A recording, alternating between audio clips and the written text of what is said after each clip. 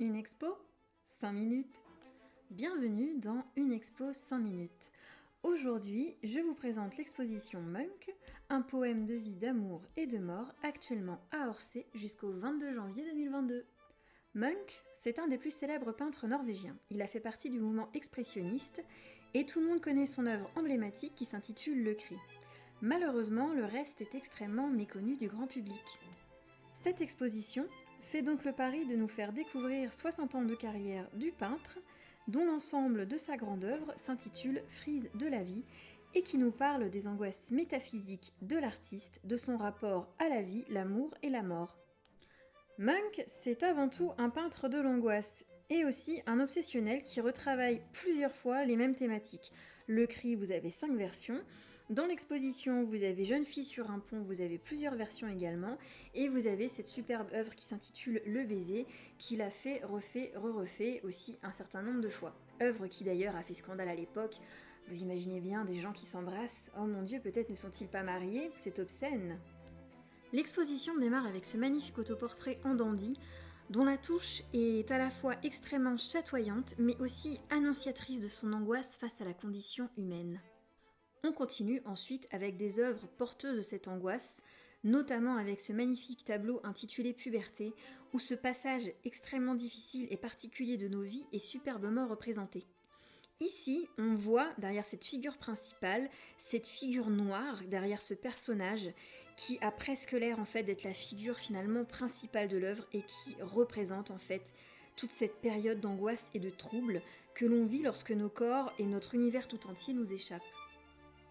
Tout au long de cette exposition, on découvre également plusieurs versions de cette autre partie de son œuvre qui s'intitule Le vampire. On y voit une figure de femme typique de l'époque, c'est-à-dire une femme rousse, vénéneuse et qui a pour but d'aspirer la vitalité de l'homme. Merveilleuse image de la femme, n'est-il pas ? D'ailleurs, l'amour et la femme ont une place extrêmement centrale dans son œuvre, avec par exemple cette œuvre intitulée Vague d'amour, où l'on voit cette femme qui semble se noyer dans ses cheveux, mais qui est peut-être plutôt une figure de type sirène qui cherche à attirer et à noyer l'homme, classique de cette vision un petit peu entre guillemets maléfique de la femme de l'époque. Cet autre exemple de figure féminine, ici une Madone, mais non pas à l'enfant mais au fœtus, est une image assez folle de la femme également et de la Madone en particulier. Celle-ci a l'air d'être soit possédée par cet esprit maléfique qui intègre le cadre de l'œuvre, ou est tout simplement une Madone qui refuserait de donner la vie, puisque Madone au fœtus et non pas au bébé.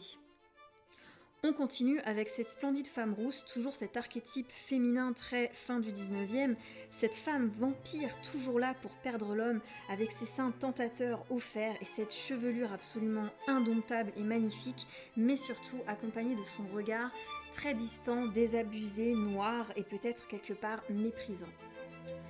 Munch semble vraiment porter en lui cette image de la femme venimeuse et celle aussi de l'amour destructeur.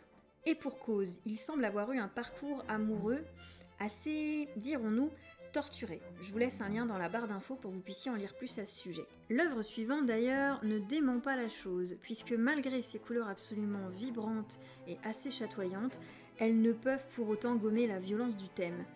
Puisqu'il s'agit en réalité de Marat assassinés par Charlotte Corday, figure révolutionnaire que vous connaissez tous, mais qui sont en réalité ici tout simplement Munch lui-même et son ex-compagne avec qui il aurait eu une altercation extrêmement violente et dont l'histoire se serait assez mal finie.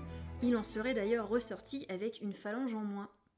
L'artiste souhaitant nous parler de la condition humaine ne peut donc pas ne pas nous parler de la mort, qui est également une très grande part dans son œuvre, comme dans certaines de celles-ci, où il figure par exemple sa petite sœur morte décédée à l'âge de 13 ans. Cette thématique se retrouve aussi dans une autre série d'œuvres qui respire également la joie et la gaieté. Cependant, on ne peut nier une forme d'humour qui est présente, en tout cas dans certaines de ses toiles, comme par exemple dans celle-ci que j'aime particulièrement et qui s'intitule Le mort joyeux. Pour autant, Munch ne se résume pas à un artiste du pessimisme, et cette exposition n'oublie pas de nous faire découvrir sa part de luminosité, comme ici avec ce vibrant hommage à Van Gogh réinterprétant La Nuit étoilée, et qui est absolument superbe et que je vous invite à découvrir. J'espère vous avoir donné envie d'aller visiter cette exposition, ou en tout cas vous avoir montré que Munch n'est absolument pas uniquement le peintre du fameux cri